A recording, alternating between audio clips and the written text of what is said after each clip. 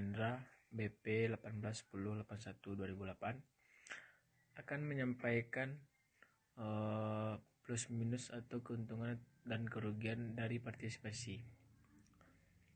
Menurut Thomson tahun 2003, keuntungan dan kerugian partisipasi sebagai berikut. Yang pertama, keuntungan. 1. Partisipasi memperluas basis pengetahuan dan representasi masyarakat. Yang kedua, partisipasi membantu terbangunnya transparansi komunikasi dan hubungan-hubungan kekuasaan di antara para stakeholders. Yang ketiga, partisipasi dapat meningkatkan pendekatan literatif dan siklikal dan menjamin bahwa solusi didasarkan pada pemahaman dan pengetahuan lokal.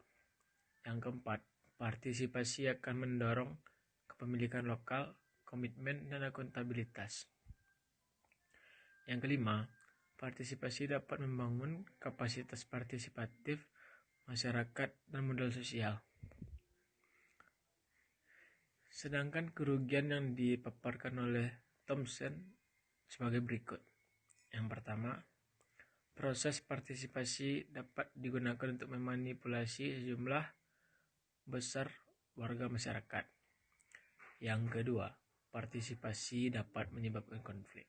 Yang ketiga, partisipasi dapat menjadi mahal dalam pengertian bahwa waktu dan biaya yang dikeluarkan dipersepsikan sebagai sesuatu yang mahal bagi masyarakat lokal. Yang keempat, partisipasi dapat memperlemah masyarakat. Sekian, terima kasih. Baiklah, di sini saya Gita Cynthia Faramita akan melanjutkan presentasi dari teman saya, yaitu tentang partisipasi sebagai suatu proses.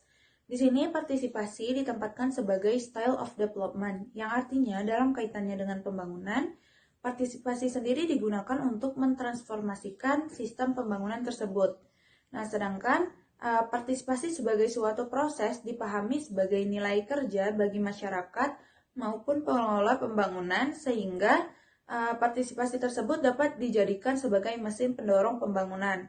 Nah, di sini dalam proses partisipasi terdapat 4 tahap partisipasi menurut Uphoff tahun 1979, yaitu yang pertama adalah tahap perencanaan. Tahap perencanaan ini sendiri ditandai dengan adanya keterlibatan masyarakat dalam kegiatan-kegiatan yang merencanakan pemberdayaan yang akan dilakukan di desa, serta menyusun rencana-rencana yang akan dilakukan.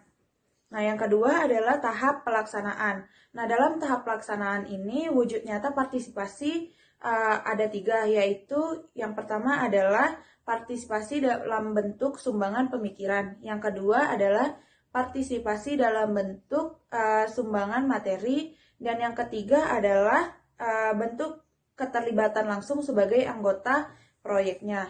Yang ketiga adalah tahap menikmati hasil. Nah, tahap ini merupakan tahap yang menjadi tolak ukur atau indikator apakah pembangunan tersebut berhasil atau tidak. Nah, di sini dengan posisi masyarakat sebagai subjek dari pemberdayaan tersebut, apabila semakin besar manfaat yang dirasakan oleh masyarakat, berarti pembangunan tersebut telah tepat sasaran dan dikatakan berhasil. Yang terakhir adalah tahap evaluasi. Nah, tahap ini merupakan tahap yang dianggap sebagai umpan balik yang dapat memberi masukan untuk pembangunan yang akan dilakukan selanjutnya. Nah, yang terakhir ada syarat munculnya partisipasi. Nah, menurut Sutrisno tahun 1995, ia memberikan beberapa syarat untuk mengembangkan sistem pembangunan yang partisipatif, yaitu yang pertama, mendorong timbulnya pemikiran kreatif baik di masyarakat dan pelaksana pembangunan. Yang kedua, harus ada toleransi yang besar terhadap kritik yang datang dari bawah dengan mengembangkan sifat positive thinking di kalangan aparat pelaksana. Yang ketiga, bisa menimbulkan budaya di kalangan pengelola pemerintahan atau pembangunan wilayah untuk berani mengakui atas kesalahan yang mereka buat dalam merencanakan pembangunan daerah mereka masing-masing. Nah, yang keempat, menimbulkan kemampuan untuk merancang atas dasar skenario. Nah, yang kelima, menciptakan sistem evaluasi proyek pembangunan yang mengarah pada terciptanya kemampuan rakyat untuk secara mandiri mencari permasalahan pelaksanaan pembangunan dan pemecahan terhadap permasalahan itu sendiri. Nah, syarat-syarat yang diajukan oleh Sutrisno tadi dapat dilaksanakan dalam model pembangunan yang menekankan pada peranan perencanaan sebagai usaha untuk mensistematisasi aspirasi pembangunan yang ada di masyarakat dan menyusunnya dalam dokumen tertulis, yaitu perencanaan pembangunan di suatu wilayah. Sekian tentang persyaratan munculnya partisipasi. Assalamualaikum warahmatullahi wabarakatuh.